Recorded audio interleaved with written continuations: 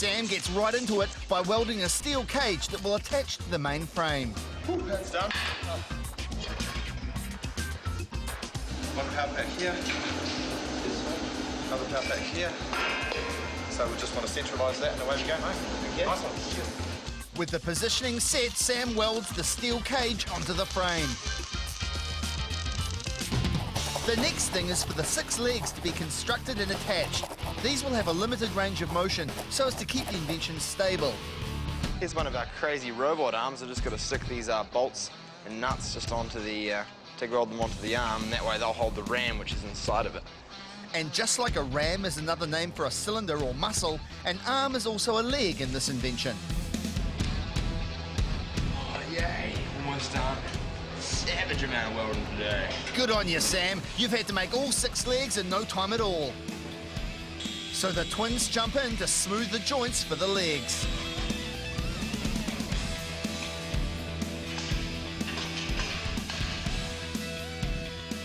The next thing is to construct the cylinders or muscles. These have to be custom made to be absolutely watertight so that none of the hydraulic fluid will leak out.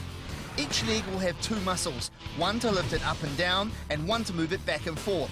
Once the muscles or cylinders are made, the team will begin placing them into the legs. And here's how a cylinder works. Hydraulic fluid or blood is pumped through an inlet which pushes out the rod. When the fluid is pumped into the second outlet, the rod is pushed in. Sam begins by welding inlets to the cylinders. This will allow hydraulic fluid to flow in. Brendan then makes sure the insides of the cylinders are smooth. Finally, Peter inserts the rods into the cylinders. That's most of the muscles complete. Peter screws in one of the up-down muscles and checks the position of a back-and-forth muscle. But with only 36 hours to go, the team desperately need the remaining cylinders for the extra legs. But luckily, Peter's phone call pays off. Courtesy of Street Low Customs. Oh, thanks, man. Hey. And trusty Sam gets on with welding up the extra 2 legs. The control unit, electrical parts and lights will now be made. Once they are complete, they, along with the seats, will be welded on. But even though all hands are on deck, Peter is still frustrated with the process. I actually thought we'd be a lot further than what we are. Unexpected things are changing it from 4 legs to 6 legs. Put us back at least 2-3 hours. That's a lot of time to waste, but some people just don't seem to get the message. Hey, Sam, what's this? Hey? What's this? But luckily, with 20 hours to go, Brendan and Justin pick up the slack and start wiring up the pumps and batteries. And welcome back, Sam.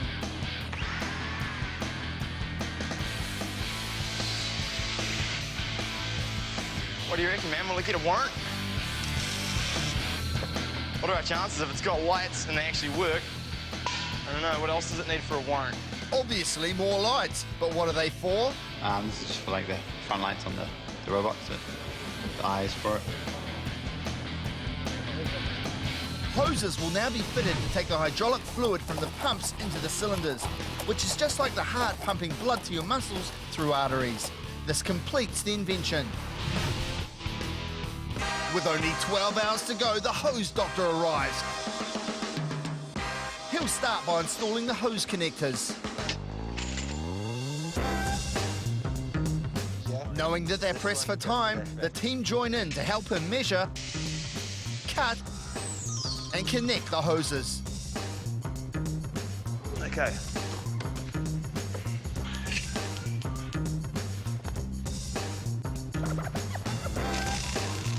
And the twins lead Dr. Robotech to put on the finishing touches to the lights. Beautiful. But Peter gives everyone a reality check. We could have finished yesterday, but just by doing extra 2 legs onto it and all the piping work, it's extra 4 hours. And that means the time's running out, so the twins race against the clock to mount the front plate. This mechanical beast is ready for its blood, and Peter obliges by pouring hydraulic fluid into its heart. Time to test the cylinders.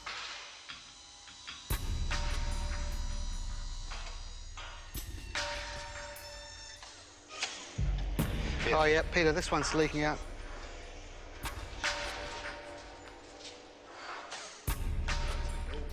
Everybody keep an eye on a leak until Peter gets to it, OK?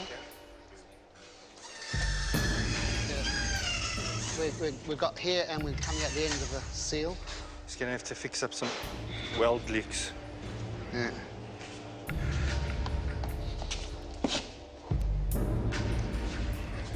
And this one was leaking, yeah.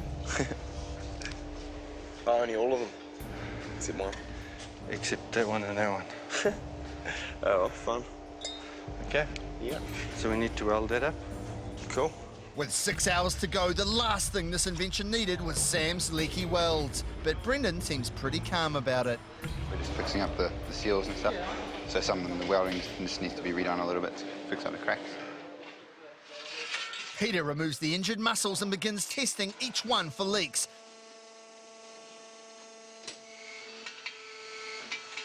But Sam still won't take responsibility. I mean, I did the meanest possible job I could with the TIG welder and did real beautiful welds all the way around there, but they just keep spurting out oil.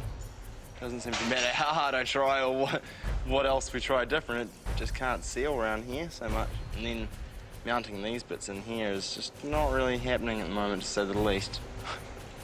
But anyway, definitely not going to solve the problem talking to camera about it, so